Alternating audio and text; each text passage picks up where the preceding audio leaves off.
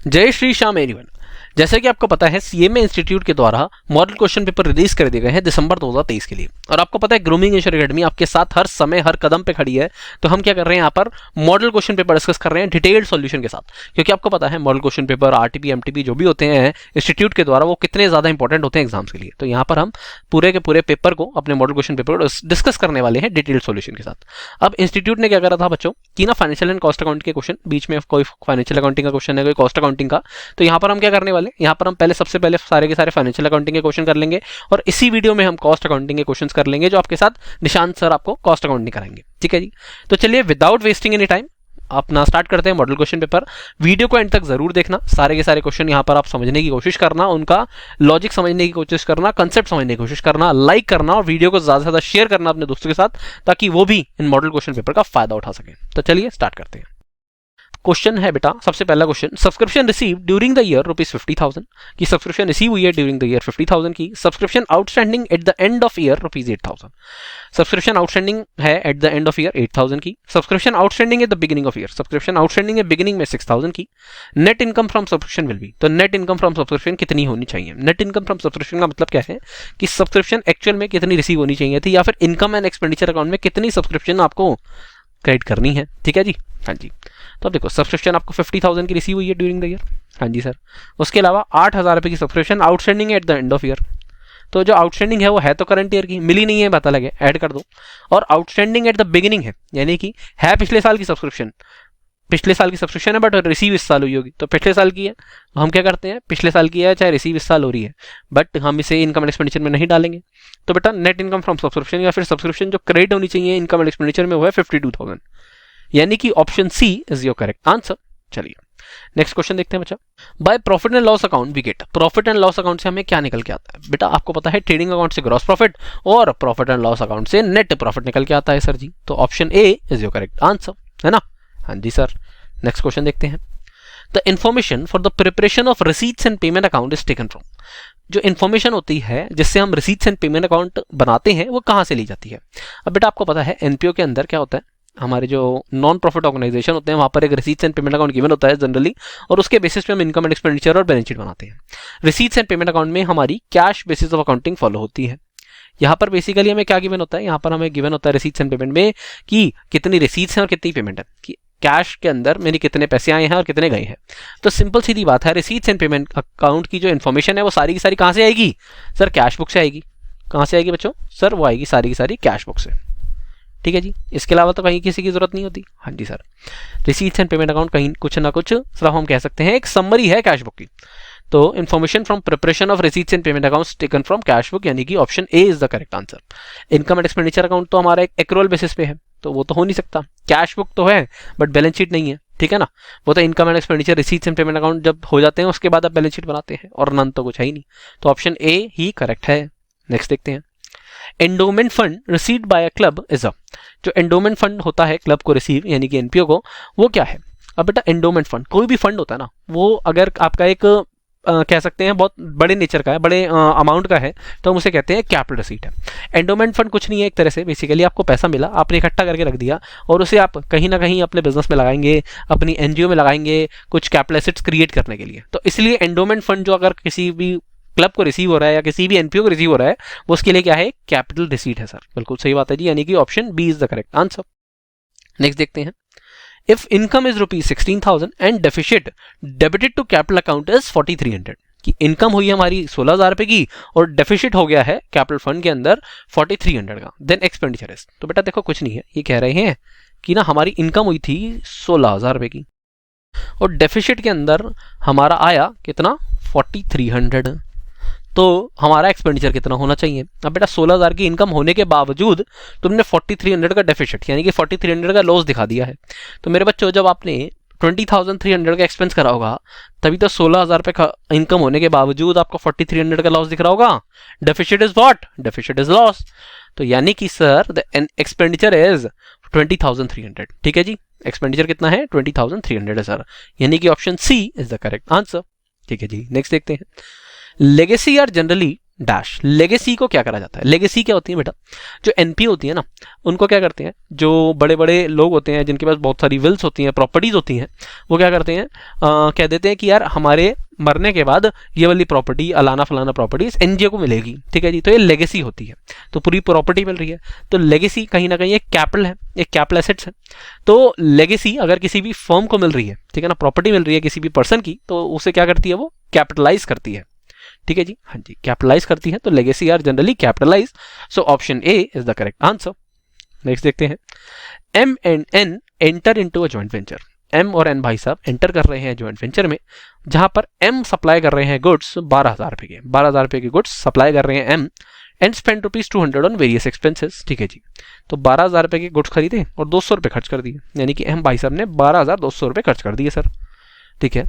N sells the entire lot for ₹15,000। N भाई साहब ने क्या करा, ये पूरा का पूरा लॉट 15,000 रुपए का बेच दिया। Meeting selling expenses amounted to ₹400, 400 रुपए का सेलिंग एक्सपेंस भी हो गया। तो यानी कि कहीं ना कहीं उनको कितने मिले, सारा का सारा ये खर्चा करके सर ये मिले 14,600, ठीक है जी, 14,600 मिले। अब खर्चा था 12,200 का और 14,600 रुपए मिले। तो मेरे बच्चों प्रॉफिट कितने का हुआ सर? अगर डिफरेंस देखोगे तो प्रॉफिट हुआ है हमें 2,400 का। देखो ना, एम भाई साहब ने 12,000 का माल खरीदा, 200 का एक्सपेंस करा, 12,200 हो गए। एन भाई साहब ने वही माल 15,000 का चिपका दिया लोगों को और 400 रुपए का सेलिंग एक्सपेंस हुआ, तो जेब में कितने आए? 14,600 आए, ठीक है जी।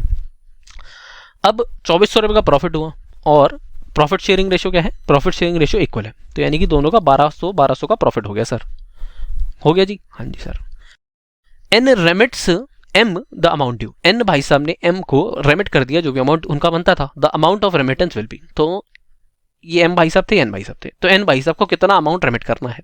कुछ बच्चे कहेंगे सर देखो 2,400 का प्रॉफिट हुआ है, 1,200 को रेमिट करना चाहिए। अरे मेरे भाई, उसने क्या बोला था, एम ने ही गुड्स खरीदे 12,000 के और 200 रुपए भी उसने ही खर्च करे थे, तो एम भाई साहब ने 12,200 रुपए खर्च करे थे, ठीक है ना। एन भाई साहब ने कुछ नहीं करा, एन भाई साहब ने जेब से कुछ नहीं लगाया, उन्होंने 15,000 रुपए में माल बेचा था, 400 रुपए एक्सपेंस करिए, तो इन्हें मिले थे 14,600 रुपए। इनको इसमें कितना हक बनता है सर? इनका बनता है 1,200 का प्रॉफिट, लेस करो इसमें से कितना आया सर? 13,400। तो यानी कि एन भाई साहब को एम भाई साहब को सेंड करने पड़ेंगे 13,400। देखो कैसे, देखो 12,200 एम भाई साहब को जो उन्होंने खर्चा करा था वो मिलेंगे और 1,200 का प्रॉफिट मिलेगा उनको, कितना हो गया? 13,400 ही हुआ है ना। तो 13,400 will be remitted by N to M. तो the option A is your correct answer. Is it clear to you और नॉट? Yes sir. नेक्स्ट पे बढ़े। यस सर, चलिए। Mister P sold goods to mister Q for ₹6 lakh. P भाई साहब Q भाई साहब को गुड सोल्ड कर रहे हैं 6 लाख रुपीस के, ठीक है। Half of the amount will be received in cash, आधा अमाउंट उन्हें कैश में मिल जाता है, and the balance through bill receivable, और जो बैलेंस अमाउंट है उसके लिए वो बिल बना देते हैं। तो आधा अमाउंट यानी कि 3 लाख रुपए मिल जाते हैं, 3 लाख का बिल बन जाएगा। For what amount mister P should draw bill, तो कितने अमाउंट के लिए पी भाई साहब को बिल ड्रॉ करना पड़ेगा? तो सर इसमें क्या सोचने वाली बात है, कैसी बच्चों वाली बातें हैं।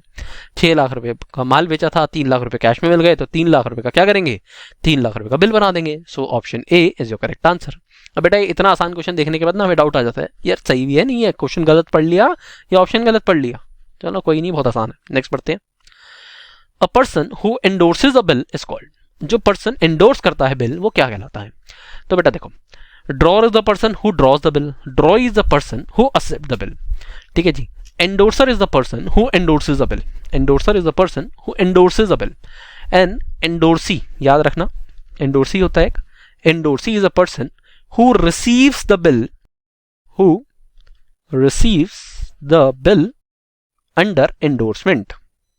जिसको बिल मिलता है ना एंडोर्समेंट के अंदर, वो एंडोर्सी होता है, ठीक है जी। और एंडोर्सर कौन होता है? Endorser is a person who endorses a bill, तो एंडोर्स जो कर रहा है बिल वो कौन कहलाएगा? एंडोर्सर कहलाएगा, यानी कि option D is the correct answer. चलिए नेक्स्ट पढ़ते हैं। Fixed assets are, fixed assets को क्या करा जाता है? चलो अब कुछ लिखा नहीं आगे तो हमें कैसे समझे, तो ऑप्शंस को पढ़ते हैं। Kept in the business for use over a long time for earning income. Fixed asset का बिजनेस में यूज क्या होता है? सर फिक्स्ड एसेट्स का यूज होता है बिजनेस में कि लॉन्ग टाइम के लिए रखना और उससे इनकम अर्न करना, ठीक है जी। नेक्स्ट ऑप्शन देखते हैं। नेक्स्ट ऑप्शन है मीन फॉर रीसेल। बेटा सेल करने के लिए रखे हैं वो तो करंट एसेट्स है ना, ठीक है ना। फॉर एग्जांपल आपका स्टेशनरी का काम है, तो जो भी स्टेशनरी लोगे उसके लिए करंट एसेट्स हैं, वो फिक्स्ड एसेट थोड़ा है। फिक्स्ड एसेट क्या है? जो आपने बिजनेस में रखे हैं जिसकी मदद से आप इनकम जनरेट कर पाएंगे, है ना। अब जैसे कि मैं आपको पढ़ा रहा हूँ तो सिस्टम है, डिवाइस है, ये सारे के सारे हमारे लिए क्या है? फिक्स्ड एसेट्स हैं, बिल्कुल।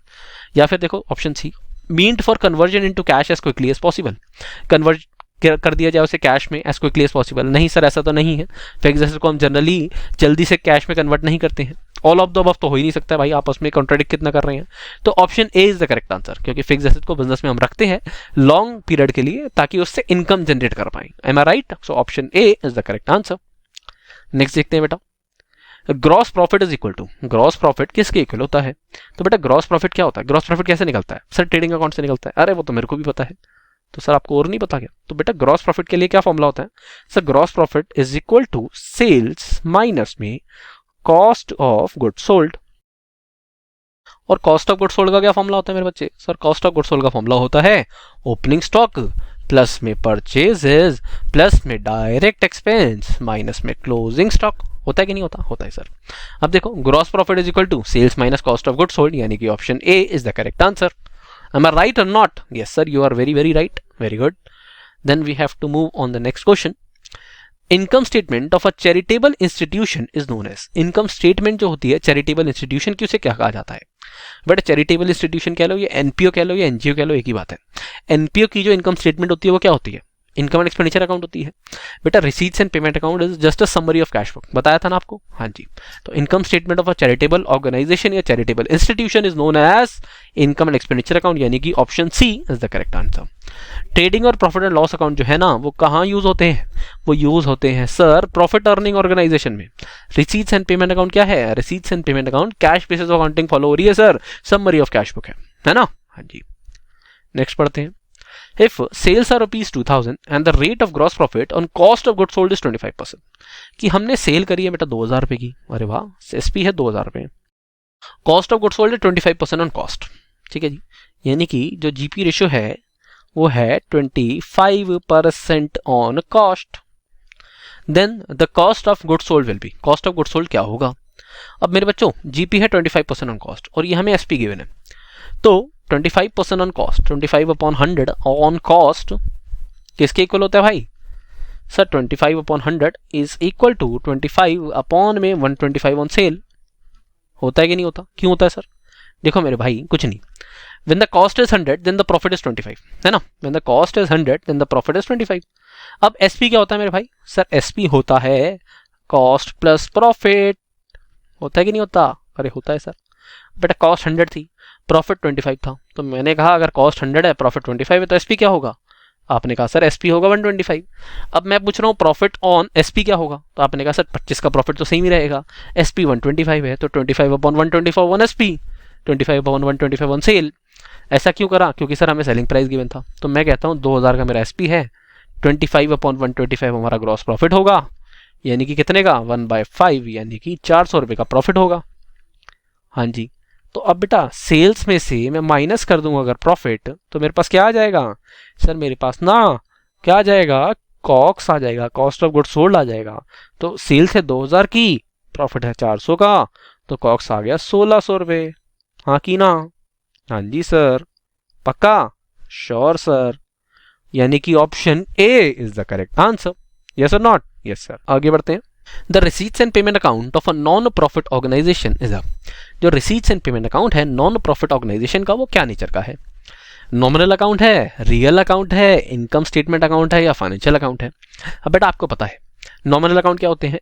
सारे के सारे एक्सपेंसेस और इनकम्स के अकाउंट, ठीक है जी। रियल अकाउंट क्या होते हैं? Assets which can be touched, ठीक है जी। इनकम स्टेटमेंट तो अकाउंट कोई होता नहीं है, इनकम स्टेटमेंट होती है जो हमारा इनकम एंड एक्सपेंडिचर है, तो वो तो है नहीं, सिंपल सीधी बात। फाइनेंशियल अकाउंट भी कुछ नहीं होता, खाली पीली टाइम पास कर रहा है, मजे ले रहे हैं आपसे। अब बात आती है कि सर हमारा ये नॉमिनल अकाउंट है कि रियल अकाउंट है? बेटा रिसीट्स एंड पेमेंट अकाउंट क्या है? समरी ऑफ कैश बुक है। कैश क्या है? एक एसेट है ना? कैश का अकाउंट बन रहा है बेसिकली, सीधी सीधी बात है। तो it is a real account, क्योंकि ये ना खर्चे का अकाउंट नहीं है, ये कोई वेजेस अकाउंट नहीं है, ये कोई सैलरी का अकाउंट नहीं है, ठीक है ना? जो खर्चे हैं या इनकम है वो नॉमिनल अकाउंट है, जिनका कोई बैलेंस कैरी डाउन नहीं होता। तो simply it is a real account. तो receipts and payment account is a real account, यानी कि option B is the correct answer. चलिए नेक्स्ट बढ़ते हैं। The capital of a non profit organisation is generally known as, जो capital होती है non profit organisation की, उसे क्या कहा जाता है? अब बेटा एनपीओ की जो कैपिटल होती है उसे हम कई सारे नामों से जानते हैं, जैसे कि कैपिटल फंड या फिर जनरल फंड, है ना? जनरल फंड कि लोगों का पैसा लगा हुआ है भाई, या फिर एक्यूमुलेटेड फंड, है ना? हाँ कि ना? यही होते हैं बेटा क्या? Capital of NPO. तो इक्विटी तो है नहीं सर, इक्विटी तो कंपनी की होती है। एक्यूमुलेटेड फंड यानी कि ऑप्शन बी, फाइनेंस रिजर्व कुछ नहीं होता, कैश फंड भी कुछ नहीं होता। तो option B is the correct answer. Am I right और not? Yes sir, you are very right. चलिए नेक्स्ट देखते हैं। If ₹1500 were outstanding at the beginning of year, ठीक है जी, 1500 रुपये आपके बिगिनिंग ऑफ ईयर में आउटस्टैंडिंग थे। आउटस्टैंडिंग एट बिगिनिंग कितने थे सर? ये थे 1500 toward subscription and 10,000 is received during the year. Subscription received हम कह रहे हैं कितने हैं?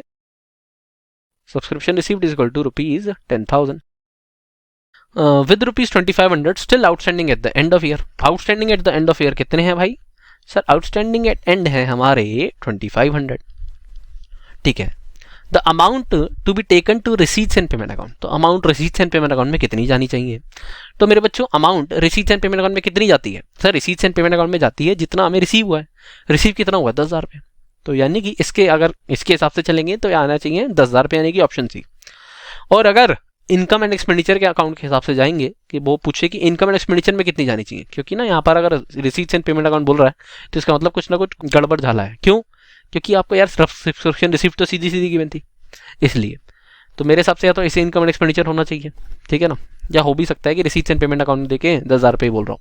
ऐसा भी क्वेश्चन आ सकता है, कोई घबराने वाली बात नहीं है। मैं फिर भी आपको बता रहा हूँ कि अगर इनकम एंड एक्सपेंडिचर अकाउंट होता तो क्या होता? तो सर देखो, सब्सक्रिप्शन रिसीव हुई है 10,000 रुपये की, आउटस्टैंडिंग एट बिगिनिंग थी 1500, वो लेस करो, और आउटस्टैंडिंग एट एंड उसे ऐड करो, कितना हो गया? 11,000 रुपये। तो इनकम एंड एक्सपेंडिचर में पूछेंगे तो 11,000 रुपये, और रिसीट्स एंड पेमेंट अकाउंट में पूछेंगे तो 10,000। तो रिसीट्स एंड पेमेंट अकाउंट पूछा तो ऑप्शन सी करेक्ट है, ठीक है जी। यस सर, आगे बढ़ते हैं। To write off bad debt following entries passed, आपको बेड डेट अगर राइट ऑफ करना है तो क्या एंट्री पास करनी पड़ेगी? अब बेटा बेड डेट इज एक्सपेंस, ठीक है ना, बेड डेट हो रहे हैं तो बेड डेट एक्सपेंस है, एक्सपेंस को डेबिट करते हैं तो एंट्री बनती है bad debt account debit. To debtors कम हो रहे हैं तो टू डेटर्स अकाउंट, हाँ कि ना, कि डेटर्स कम हो गए सर, तो bad debts account debit to debtors account, यानी कि option C bad debt debit हो रहे हैं और डेटर्स क्रेडिट हो रहे हैं। Provision for bad debt debit debtors credit ये कुछ नहीं है। वो प्रोविजन थोड़ा ना बनाने को बोला कि भाई प्रोविजन से आपको राइट ऑफ करना है या डेटर्स को कम करना है, ये तो प्रोविजन फॉर डाउटफुल डेट की एंट्री बता रहा है। ऑप्शन सी करेक्ट है आपका, ठीक है जी। नेक्स्ट देखते हैं। और recovery of bad date, recovery of bad debt क्या होगी? बेटा रिकवरी हो रही है बेड डेट की, तो इससे क्या होगा? Sir recovery of bad date की एंट्री क्या होती है बेटा? वैसे sir recovery of bad date की होती है पैसे आ रहे हैं तो कैश या bank account debit to bad debt recovered, यही होती है ना भाई, टू बेड डेट रिकवर्ड, ठीक है जी। बेड डेट रिकवर्ड, अब बेसिकली हम पिछले साल बेड डेट राइट ऑफ कर चुके थे, तो बेड डेट रिकवर्ड आपके लिए क्या है? एक इनकम है, और इसे आप प्रॉफिट एंड लॉस में क्रेडिट साइड पे डालते हो कि नहीं डालते हो? और recovery of bad date increases net income, तो इससे नेट इनकम इंक्रीज हो रही है, ठीक है ना, सीधी सीधी बात है, क्योंकि पिछले साल हमारे अपने डेटर्स को राइट ऑफ कर दिया था तो उससे कुछ नहीं है, तो हम सिर्फ हमारे लिए एक तरह से इनकम है, तो increases net income. So option A is your correct answer, ठीक है ना। हाँ जी सर, क्योंकि प्रॉफिट लॉस में क्रेडिट साइड पे जा रही है। नेक्स्ट देखते हैं। A trial balance will not balance if, trial balance balance नहीं करेगा कब? Correct entry is posted twice, correct entry दो बार पोस्ट हो जाए। बेटा अगर करेक्ट एंट्री दो बार आप रिकॉर्ड कर दोगे तो क्या होगा? तो दोनों साइड डेबिट और क्रेडिट मैच ही तो होंगे। तो ऐसा थोड़ा ना कि ट्रायल बैलेंस मैच नहीं करेगा। ट्रायल बैलेंस मैच कब नहीं करेगा? ट्रायल बैलेंस मैच नहीं करेगा तो डेबिट में डाल दिया, ये क्रेडिट में नहीं डाला, क्रेडिट में डाल दिया तो डेबिट में नहीं डाला, या फिर डेबिट में अलग अमाउंट डाला, क्रेडिट में अलग अमाउंट डाला। इस तरीके से अगर कोई आप पोस्टिंग करोगे, इस तरीके से रिकॉर्डिंग करोगे, तभी तो ट्रायल बैलेंस मैच नहीं होगा ना। हाँ जी सर। सेकंड देखते हैं।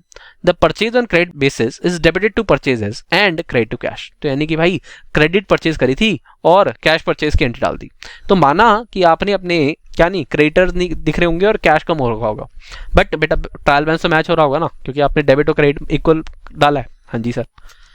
उसके अलावा option C 500 cash payment to creditors is debited to creditors, 500 रुपये कैश पेमेंट करनी थी क्रेडिटर्स को, वो आपने डेबिट कर दी क्रेडिटर्स को, ठीक है, ₹4.50, अच्छा 50 रुपये से डेबिट कर दी, क्रेडिटर 50 रुपये से कम करे और कैश 500 रुपये से कम कर दिया। तो मेरे बच्चे यहाँ पर देखो ना, आपको या तो क्रेडिटर भी 500 से कम करते और कैश भी 500 से कम करते तो ट्रायल बैलेंस मैच कर जाता, बट क्रेडिटर्स तुम्हारे 50 से कम हुए और कैश 500 से कम हो गया, तो 450 का बैलेंस मिसमैच आ रहा होगा कि नहीं आ रहा होगा? आ रहा होगा सर। तो इस केस के अंदर ट्रायल बैलेंस मिसमैच होगा और ट्रायल बैलेंस एग्री नहीं होगा। तो trial balance will not balance if option C 500 cash payment to creditors is debited to creditors for ₹50 and credited to cash as ₹500। Clear और नॉट? Yes sir. चलिए next देखते हैं फिर। 200 rupees paid as wages for erecting a machine should be debited. 200 रुपए पे करे थे आपने वेजेस के लिए, क्योंकि अरेक्टिंग अ मशीन यानी कि इंस्टॉल हो रही थी machine.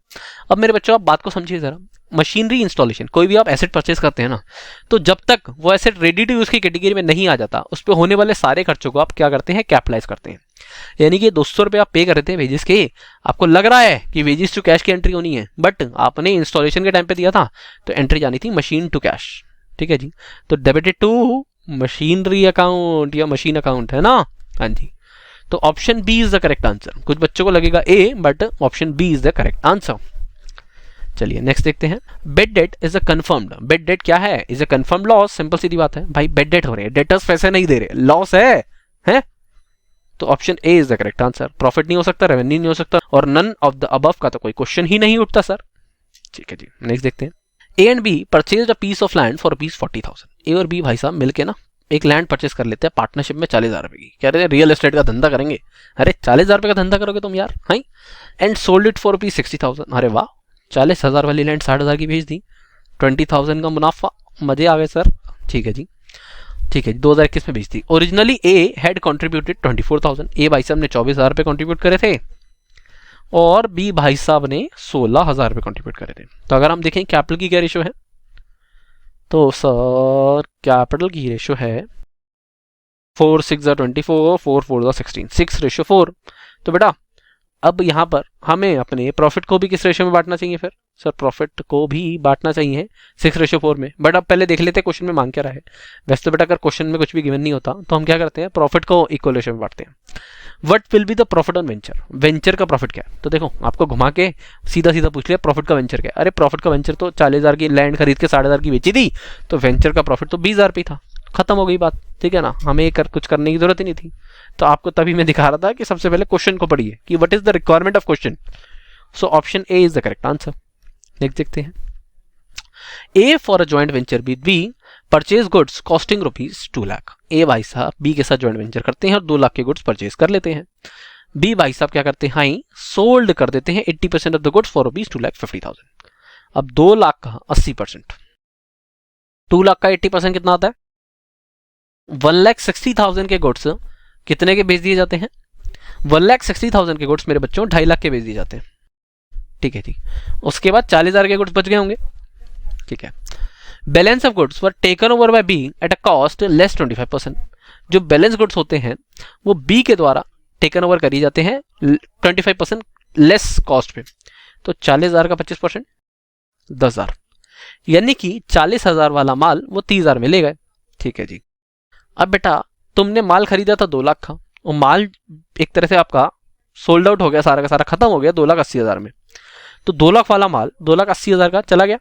Find out the profit on venture. तो 2 लाख वाला माल अगर 2,80,000 का बिक रहा है टोटली, ठीक है ना, तो 80,000 का क्या हुआ है, प्रॉफिट ऑन वेंचर हुआ है। सो option A is your correct answer. हाँ कि ना, यस सर। नेक्स्ट देखते हैं।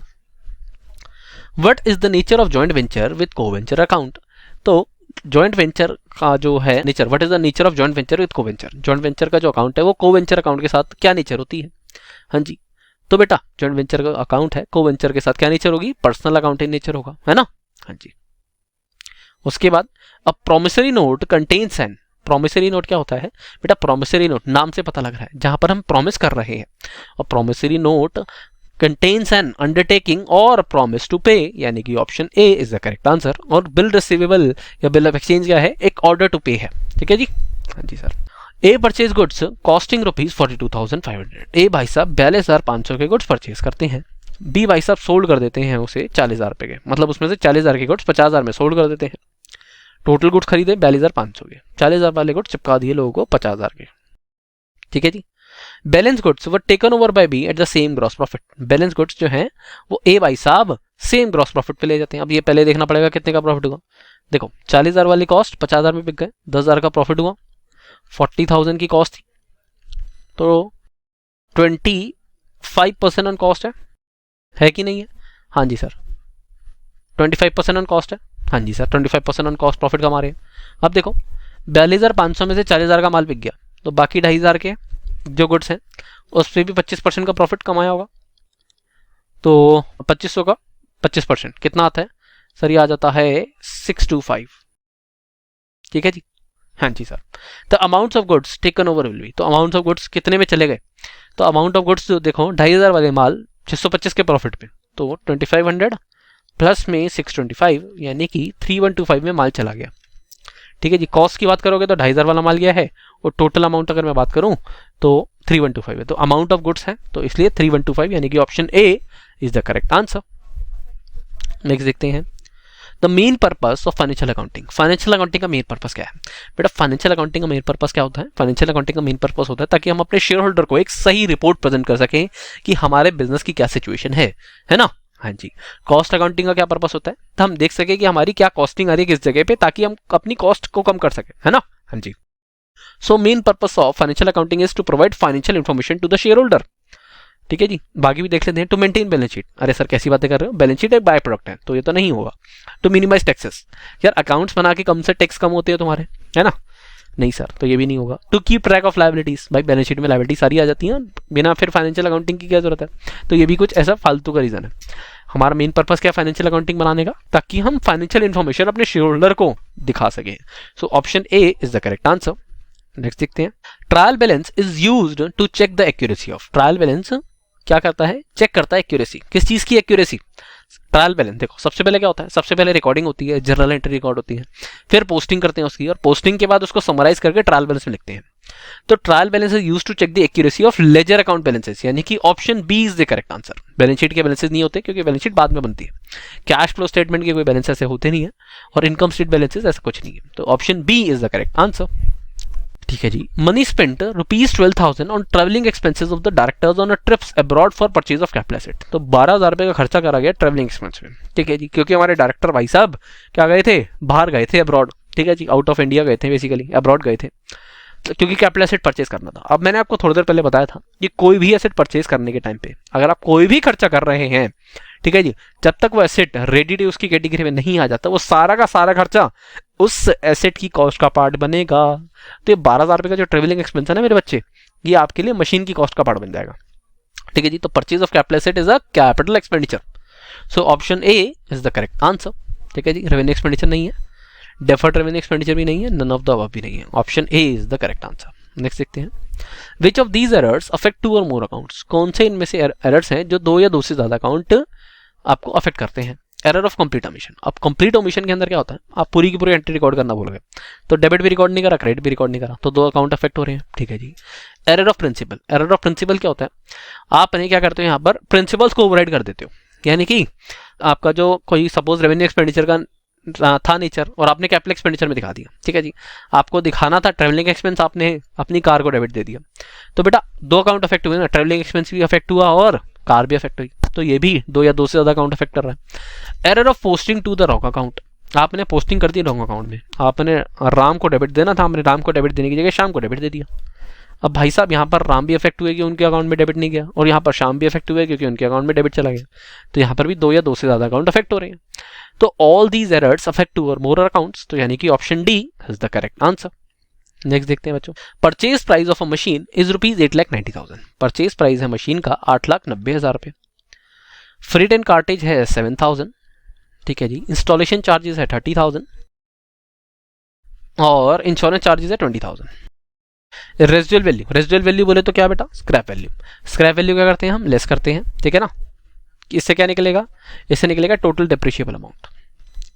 तो 8,90,000 प्लस में 50,000 अगर ये करें तो कितना आ जाता है, 9,40,000, 9,47,000 माइनस में 40,000 यानी कि 9,07,000। ठीक है जी, एस्टिमेटेड यूजफुल लाइफ है 5 ईयर्स, तो 9,07,000 डिवाइड बाय 5, तो हमारा क्या आ जाएगा, डेप्रिशिएबल अमाउंट आ जाएगा, मतलब डेप्रिसिएशन पर ईयर। अब हमसे क्या पूछ रहे हैं, calculate the amount of annual depreciation under straight line method. Straight line method के हिसाब से कितना डेप्रिसिएशन पर ईयर बनता है, तो 9,07,000 डिवाइड बाय 5 करेंगे तो मेरे बच्चों आ जाता है हमारा ये 1,81,400 rupees. So the option B is your correct answer. ठीक है जी, नेक्स्ट देखते हैं, depreciation account is a dash account. Depreciation account बेटा क्या है, डेप्रिसिएशन क्या है सर, एक एक्सपेंस है, एक्सपेंस हो या इनकम हो, क्या नेचर है, नॉमिनल इन नेचर है, तो option B is the correct answer. Next देखते हैं बच्चा, original cost is ₹1,50,000, residual value is 10,000, depreciation third year at 10% per annum under WDV method. अब देखो बेटा, ओरिजिनल कॉस्ट है कितनी, 1,50,000। आप कहेंगे सर रेजिडुअल वैल्यू लेस कर दो। बेटा WDV के केस में कभी रेजिडुअल वैल्यू ऐसे लेस नहीं करते। आपकी कॉस्ट है 1,50,000, ठीक है जी। अब डेप्रिसिएशन लग रहा है 10%, तो देखो फर्स्ट ईयर का डेप्रिसिएशन कितना लगेगा सर, 1,50,000 का 10% कितना आ जाएगा मेरे बच्चे, सर ये आ जाएगा 15,000। तो फर्स्ट ईयर के एंड में WDV क्या बनी sir, 1,35,000 WDV at end of first year. उसके बाद सेकेंड ईयर का डेप्रिसिएशन लगेगा 1,35,000 का 10%, 1,35,000 का 10% कितना आ गया सर, ये आ गया 13,500। कितना आ जाएगा बेटा सर, ये आ जाएगा 1,21,500, ठीक है जी। ये आ गई WDV at end of second year. Third year का डेप्रिसिएशन सर 1,21,500 का 10% कितना आ जाएगा मेरे बच्चे, सर ये आ जाएगा 12,150। तो थर्ड ईयर का डेप्रिसिएशन आ गया 12,150। यही तो पूछा गया था। कई बार हम क्या करते हैं, WDV मेथड के चक्कर में हम SLM की तरह इसमें से माइनस कर देते हैं रेजिडुअल वैल्यू, जबकि इसमें से ऐसा कुछ नहीं करना होता। Option B is the correct answer, ठीक है जी। नेक्स्ट देखते हैं, bank has directly paid ₹2,250 for rent as per standing instruction. Bank ने हमारे बिहाफ पे डायरेक्टली 2,250 रुपए पे कर दिए थे। इन BRS starting with passbook bank overdraft. अच्छा, तो बेटा पासबुक से हमारी कहानी चालू हो रही है। पासबुक से कहानी चालू हो रही है तो हमने BRS में सीखा था, जिस बुक से कहानी चालू होती है उसके अपोजिट वाली बुक को सही मान के सारी की सारी एडजस्टमेंट करनी है, यानी कि कैश बुक को सही मान के एडजस्टमेंट करनी है। अब हुआ क्या सर, 2,250 रुपए हमारे बिहाफ पे बैंक ने हमारे काट दिए, पे कर दिए हमारे बिहाफ पे। तो पासबुक 2,250 से कम हो गई जी, हाँ जी सर। बट कैश बुक में तो कोई इफेक्ट नहीं पड़ा, और हमने क्या सीखा था, जिसको सही मानना है उसको मान के सारी की सारी एडजस्टमेंट होनी है। तो कैश बुक में कोई इफेक्ट नहीं हुआ तो हम क्या करते, ऐड कर देते सर, नॉर्मल होता तो ऐड कर देते 2,250। यही करते हैं मेरे बच्चों, पासबुक में कम हो गए, कैश बुक में नहीं हुए तो हम ऐड कर देते, है ना। बट मेरे भाई कहानी कहां से चालू हुई थी, इन BRS starting with passbook overdraft. अगर बेटा ओवरड्राफ्ट होता है तो हमें समझना है कि जो हम नॉर्मली करते हैं ना उसका उल्टा करना है, ठीक है जी। क्यों, क्योंकि बेटा अब देखो ओवरड्राफ्ट है मतलब माइनस का बैलेंस है, माइनस माइनस मिलके क्या बना देते हैं, पॉजिटिव, और माइनस प्लस क्या हो जाता है, माइनस। इसलिए तो बेटा अगर प्लस हो रहा था तो आपको क्या करना पड़ेगा, माइनस होना पड़ेगा, यानी कि 2,250 आप लेस कर देंगे। तो 2,250 will be deducted from passbook overdraft. 2,250 आप पासबुक ओवरड्राफ्ट से कम कर देंगे, यानी कि option C is the correct answer. चलिए नेक्स्ट देखते हैं, journal is the book of dash entry. Journal book क्या है। अब बेटा जर्नल क्या होता है, सबसे पहले आप ट्रांजैक्शंस को रिकॉर्ड करना जर्नल है, तो journal is the book of primary entry. यहाँ पर सबसे पहले प्राइमरी एंट्री होती है, ठीक है ना। उसके बाद आप लेजर पोस्टिंग करते हैं, फिर ट्रायल बैलेंस बनाते हैं, फिर फाइनल अकाउंट बनाते हैं। तो journal is the book of primary entry, यानी कि option A is the correct answer. Next देखते हैं, debit side of the passbook corresponds to. Debit side जो होती है पासबुक की वो किसके इक्वल होगी, तो बेटा पासबुक का डेबिट बैलेंस किसके इक्वल होता है सर, कैश बुक का क्रेडिट बैलेंस के इक्वल होता है ना। क्योंकि पासबुक बैंक के पॉइंट ऑफ व्यू से बना रहा है ना। तो पासबुक का डेबिट बैलेंस बोले तो ओवरड्राफ्ट बैलेंस होता है वैसे, अगर आप देखना चाहें तो। और कैश बुक का क्रेडिट बैलेंस, कैश बुक हमारे पॉइंट ऑफ व्यू से बन रही है तो कैश बुक का क्रेडिट है, यानी कि हमारी लायबिलिटी है, तो ये भी ओवरड्राफ्ट दिखा रहा है ना। हाँ जी, तो पासबुक का debit balance is equal to cash book का क्रेडिट बैलेंस। तो credit side of the cash book, debit side of the bank corresponds to credit side of the cash book, यानी कि option A is the correct answer. तो यहाँ पर बेटा हमारे financial accounting के सारे हमारे मॉडल क्वेश्चन पेपर के सारे क्वेश्चन हमने डिस्कस कर लिए हैं। अब इसके बाद हम डिस्कस करते हैं कॉस्ट अकाउंटिंग के क्वेश्चन, जो निशांत सर डिस्कस करेंगे आपके साथ। Thank you so much. Hello students, चलिए I hope you all are good, आप सब अच्छे होंगे। चलिए सो कॉस्ट अकाउंटिंग पे आ जाते हैं, ठीक है। कॉस्ट अकाउंटिंग के अंदर जो अलग अलग MCQs हैं एक बार उस पर नजर डालते हैं। तो सबसे पहला सवाल है आपका, CAS मतलब cost accounting standards dash stands for classification of cost. तो कौन सा कॉस्ट अकाउंटिंग स्टैंडर्ड है जिसके अंदर क्लासिफिकेशन ऑफ कॉस्ट के बारे में बताया गया है, ठीक है। तो वो है आपका कॉस्ट अकाउंटिंग स्टैंडर्ड 2, बिल्कुल भी नहीं सर। क्या वो है 6, बिल्कुल भी नहीं सर। क्या है वो 4, नहीं, वो है आपका कॉस्ट अकाउंटिंग स्टैंडर्ड नंबर 1। तो CAS 1 के अंदर कॉस्ट क्लासिफिकेशन के बारे में समझाया गया है। चलिए तो अगले सवाल पे आते हैं, factory cost is equals to dash cost plus factory overhead. देखिए चलिए, तो उम्मीद करता हूं आपने कॉस्ट शीट का जो फॉर्मेट है बहुत अच्छे से देखा होगा। अगर देखा होगा तो इस क्वेश्चन को आंसर करने में आपको मिली सेकेंड्स का वक्त लगेगा। तो फैक्ट्री कॉस्ट जो आपकी होती है उसमें आप क्या दो चीजें लेते हो, dash cost plus factory overhead. तो आंसर बहुत ही सिंपल है सर, प्राइम कॉस्ट लेते हैं। Prime cost plus factory overhead अगर आप कर देते हैं तो आपको मिल जाएगा आपका फैक्ट्री कॉस्ट। तो आंसर है डी। ना ही प्रोसेस कॉस्ट, ना ही एम्प्लॉय कॉस्ट, ना ही देखिए एम्प्लॉय और मटेरियल तो प्राइम का ही हिस्सा होते हैं। ठीक है, चलिए इसी बात पे अगले सवाल पे चलते हैं। नाउ क्वेश्चन नंबर 3 है, over which of the following cost management is likely to have least control. इनमें से कौन सी ऐसी कॉस्ट है, ठीक है, जिसके ऊपर मैनेजमेंट का सबसे कम कंट्रोल होता है। देखिए यहां पे इन दो शब्दों को देखिए, लीस्ट कंट्रोल, तो इसका मतलब यह है कि इन चारों कॉस्ट पे कंट्रोल तो है लेकिन आपको बताना है किस पे सबसे कम कंट्रोल होता है। तो देखिए सबसे कम कंट्रोल हमारा जनरली उस कॉस्ट पे होता है जो थोड़ा मार्केट से रिलेटेड हो, जो बाहर एक्सटर्नल फैक्टर्स पे डिपेंड करती है। तो चलिए ढूंढते हैं ऐसी कौन सी कॉस्ट है। Now wages cost, wages cost तो आप पे करते हैं, आपका अच्छा खासा कंट्रोल होता है वेजेस पे, है ना। अगर आप किसी काम को आप स्किल लेबर से करवा रहे हैं तो अब आप बोलेंगे नहीं मैं इसको अनस्किल लेबर से करवाऊंगा, मैं या सेमी स्किल से करवाऊंगा, तो आप उसे कंट्रोल कर सकते हैं। तो ये आपका सही जवाब नहीं है। बिल्डिंग का इंश्योरेंस कॉस्ट, बिल्डिंग बदलो, इंश्योरेंस कंपनी बदल दो, आपकी इंश्योरेंस कॉस्ट भी बदल जाएगी, तो आप उसे कंट्रोल कर सकते हैं। मशीनरी की ब्रेकडाउन कॉस्ट, ये तो डिपेंड करता है कि आप मशीन को कैसे इस्तेमाल करते हैं। ज्यादा इस्तेमाल करोगे तो ज्यादा ब्रेकडाउन का खर्चा आएगा, कम इस्तेमाल करोगे तो कम आएगा। तो अच्छे से इस्तेमाल करो और कॉस्ट को कंट्रोल करो। एडवर्टीजमेंट कॉस्ट, सर हम तो एडवर्टीजमेंट कॉस्ट को भी कंट्रोल कर सकते हैं, हमारा मन, हम जितना एडवर्टीजमेंट करें, ज्यादा करना है ज्यादा करेंगे, कम करना है कम करेंगे। बिल्कुल सही, तो ये भी आपका जवाब नहीं है। तो फिर जवाब क्या है? जवाब है, ध्यान सुनना, फिर से सवाल को पढ़िए ताकि आपको पता चले इस तरह के क्वेश्चन अगर एग्जाम में आते हैं तो आपको कैसे अप्रोच करना है।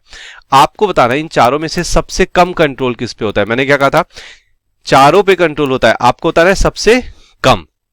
तो देखिए यहां पे सबसे कम कंट्रोल आप कर सकते हो अपनी एडवर्टीजमेंट कॉस्ट को। क्यों? क्योंकि एडवर्टीजमेंट कॉस्ट जैसा कि मैंने कहा था एक्सटर्नल फैक्टर्स पे डिपेंड करती है। ये मार्केट में आपके प्रोडक्ट की डिमांड पे डिपेंड करती है, ये मार्केट में आपका कॉम्पिटिटर कितनी एडवर्टीजमेंट कर रहा है उस पर डिपेंड करती है। ये डिपेंड करती है कि गवर्नमेंट ने कोई पॉलिसी तो नहीं बना दी, कोई रेस्ट्रिक्शन तो नहीं लगा दिया एडवर्टीजमेंट पे, उस पर डिपेंड करती है। इसलिए ये आपके कंट्रोल में सबसे कम होती है। तो सही जवाब है डी। चलिए आगे बढ़ते हैं। Now variable cost are fixed, sir ये कैसा बात हुई? वेरिएबल कॉस्ट तो वेरिएबल होती है इसलिए तो नाम वेरिएबल है, लेकिन नहीं, वेरिएबल कॉस्ट तो फिक्स भी होती है। कौन सी? जो कि पर यूनिट पे होती है। ठीक है, तो आपकी वेरिएबल कॉस्ट पर यूनिट जो होती है, ओके, दैट इज फिक्स्ड। हाँ, टोटल वेरिएबल कॉस्ट जो होती है वो वेरिएबल होती है, वो चेंज होती रहती है आउटपुट के हिसाब से। ठीक है, तो variable cost are fixed per unit. Okay, बाकी तो आप इग्नोर कर दीजिए। चलिए अगले सवाल पे आ जाइए। चलिए अगला सवाल देख लेते हैं। In a passenger transport dash is use as an appropriate cost unit. तो आपकी जो पैसेंजर ट्रांसपोर्ट कंपनीज होती हैं जिनका काम होता है आपको सर्विस देना, ये सर्विस इंडस्ट्री के अंदर आते हैं, ये आपको पैसेंजर्स को एक जगह से दूसरी जगह लेके जाते हैं, ये उनका काम होता है। तो यहाँ पे जो कॉस्ट यूनिट होती है वो क्या होती है? क्या वो रूम डेज होती है? नहीं सर, क्योंकि रूम डेज जो होता है वो जनरली होटल्स में होता है। क्या वो पेशेंट डेज होती है? बिल्कुल नहीं सर, पेशेंट डेज तो हॉस्पिटल्स की कॉस्ट यूनिट होती है। ठीक है, क्या वो टन किलोमीटर होता है? नहीं सर, टन किलोमीटर तो पैसेंजर ट्रांसपोर्ट नहीं बल्कि जो गुड्स कैरेज या गुड्स ट्रांसपोर्ट कंपनी होती है उनका होता है। क्या वो पैसेंजर किलोमीटर होता है? बिल्कुल सही कहा आपने सर, पैसेंजर ट्रांसपोर्ट के केस में पैसेंजर किलोमीटर आपकी कॉस्ट यूनिट होती है। तो सही आंसर है डी। चलिए CAS2 स्टैंड्स फॉर, CS2 के अंदर क्या है? CS2 किससे डील करता है?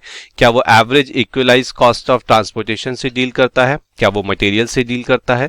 क्या वो कैपेसिटी डिटर्मिनेशन से डील करता है या none of the above? Sir none of the above तो नहीं है, CS2 stands for capacity determination. तो सही आंसर है सी। ओके, चलिए Which of the following items is excluded from cost account? इन चारों में से कौन सा आइटम है जो कॉस्ट अकाउंट के अंदर नहीं आता? तो आपने पढ़ा ही होगा कि कुछ ऐसे आइटम्स हैं जो कॉस्ट अकाउंटिंग का हिस्सा नहीं है, जैसे कि इनकम टैक्स कॉस्ट अकाउंटिंग में नहीं आता, interest on debentures cost accounting में नहीं आता, इवन डिविडेंड भी नहीं आता, कैश डिस्काउंट कॉस्ट अकाउंटिंग का हिस्सा नहीं है। तो D all of this, yes, तो सही आंसर है डी, ये तीनों ही कॉस्ट अकाउंटिंग का हिस्सा नहीं है। चलिए अगला सवाल, the following is included in the financial account but not in the cost account. ठीक है, आपको बताना है कि इसमें से कौन सी चीज, कौन सा आइटम ऐसा है जो फाइनेंशियल अकाउंट में तो है, ठीक है, मतलब ये सारे के सारे फाइनेंशियल अकाउंट में है, आपको बताना है कि कौन सा कॉस्ट अकाउंट में नहीं होता। ठीक है, तो देखिए कैरेज और फ्रेट, सर कैरेज तो होता है, कैरेज इनवर्ड हमने पढ़ा हुआ है, कैरेज आउटवर्ड हमने पढ़ा हुआ है, ये तो होता है कॉस्टिंग के अंदर। ठीक है, एक्साइज ड्यूटी, सर ये भी होता है, जब आप मटेरियल की कॉस्ट निकालते हो तो अगर कुछ एक्साइज ड्यूटी आपने पे किया परचेज पे, वो ऐड करते हो। ठीक है, पेटेंट, पेटेंट भी आपके कॉस्टिंग का हिस्सा होता है। ठीक है, अगर आपने पेटेंट ले रखी है, पे कर रखी है या फिर, तो आपको कॉस्ट में इंक्लूड करनी पड़ेगी। डिविडेंड पेड, सर बिल्कुल इसको टिक करो, डिविडेंड पेड कभी भी कॉस्टिंग का हिस्सा नहीं होता है, ये एक फाइनेंशियल एक्सपेंस है, ये आप अपने शेयर्स पे पे करते हो। ठीक है, तो आंसर है आपका डी, बाकी तीन नहीं। ठीक है, आगे बढ़ जाते हैं। सर डायरेक्ट एक्सपेंसेस को और क्या बोलते हैं, also known as what, overhead, बिल्कुल भी गलती से टिक मत करना, डायरेक्ट एक्सपेंसेस अलग होते हैं, ओवरहेड्स अलग होते हैं। ठीक है, ओवरहेड्स के अंदर इनडायरेक्ट एक्सपेंसेस आते हैं आपके। प्रोसेस एक्सपेंसेस जरूरी नहीं है, क्योंकि प्रोसेस के जो खर्चे होते हैं, किसी भी प्रोसेस कॉस्टिंग में आपने पढ़ा है कि जब आप प्रोसेस की कॉस्ट निकालते हो तो उसके अंदर डायरेक्ट एक्सपेंस, इनडायरेक्ट एक्सपेंस सब कुछ होता है। ठीक है, तो ये भी आपका आंसर नहीं है। फैक्ट्री ओवरहेड, सर अभी तो बताया ओवरहेड डायरेक्ट एक्सपेंस नहीं होते, तो दिस इज ऑल्सो रॉन्ग। तो सही आंसर है सी, यानी कि चार्जेबल एक्सपेंसेस। डायरेक्ट एक्सपेंसेस को चार्जेबल एक्सपेंसेस भी कहा जाता है। चलिए, which cost system description applies to the manufacture of 20 engraved doors for the new clubhouse at a golf course. So golf course एक एरिया है, ठीक है, वहां पे एक क्लब हाउस बन रहा है, नया क्लब हाउस बन रहा है, वहां पे क्लब हाउस के लिए आपने 20 नए दरवाजे बनवाए हैं, डोर्स बनवाए हैं, एनग्रेव्ड। एनग्रेव्ड मतलब उनमें कुछ ना कुछ लिखा हुआ है। तो ये जो 20 एनग्रेव्ड डोर्स हैं, जब ये बनेंगे तो जो कंपनी इसे बनाएगी वो कौन सा कॉस्ट सिस्टम उसके ऊपर लगाएगी? क्या वो कॉन्ट्रैक्ट के हिसाब से चलेगी? कॉन्ट्रैक्ट कॉस्टिंग बिल्कुल भी नहीं सर, ये कॉन्ट्रैक्ट कॉस्टिंग तो जनरली कंस्ट्रक्शन इंडस्ट्री में होता है। हम यहाँ पे कंस्ट्रक्शन थोड़ा ना कर रहे हैं, बिल्डिंग थोड़ा ना बना रहे हैं, ठीक है, कोई हाईवे थोड़ी ना बन रहा है। ठीक है, तो ये आंसर नहीं है। प्रोसेस कॉस्टिंग भूल जाओ, दरवाजे प्रोसेस पे नहीं बनते, 1 process, 2 process, 10 process. Service costing भी नहीं है, ठीक है, क्योंकि आप यहाँ पे दरवाजा बना के दे रहे हो तो सिर्फ सर्विस तो नहीं, यहाँ पे एक इतना बड़ा प्रोडक्ट जा रहा है। Answer is batch costing.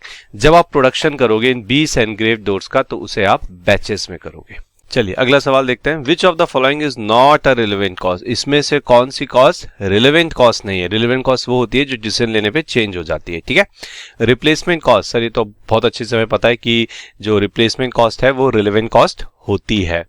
Marginal cost relevant cost होती है। स्टैंडर्ड कॉस्ट भी रिलेवेंट कॉस्ट होती है।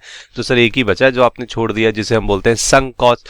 संक कॉस्ट, ठीक है, रिलेवेंट कॉस्ट नहीं होती है, ये किसी भी डिसीजन के लिए इररिलेवेंट होती है। क्यों? क्योंकि संक कॉस्ट वो होती है जो हम पास में इनकर करते हैं। अगर आपने कोई कॉस्ट पास में इनकर करी है, आप कोई भी डिसीजन ले लो, ठीक है, उस पर कोई फर्क नहीं पड़ने वाला है। तो sunk cost is the right answer, ये रिलेवेंट कॉस्ट नहीं होती है। चलिए अगला सवाल देखते हैं। So dash costing is applied in canteens. Canteen, ठीक है, जैसे कि मैन्युफैक्चरिंग जो कंपनीज होती हैं वहां पे बहुत ज्यादा वर्कफोर्स होती है, तो उनको खाना खिलाने के लिए वहां पे कैंटीन्स भी होती है। ठीक है, तो वो जो कैंटीन्स हैं, ओके, उन कैंटीन्स में कौन सी कॉस्टिंग लगाई जाती है? यानी कि सपोज करो आप कैंटीन के ओनर हो, ठीक है, अभी आपको कॉस्टिंग करनी है अपनी कैंटीन की कि कितने मील हमने बनाए, क्या क्या बनाया, कितने लोग खाना खिलाए, तो उसके लिए वो कॉस्टिंग कौन सी लगाएंगे?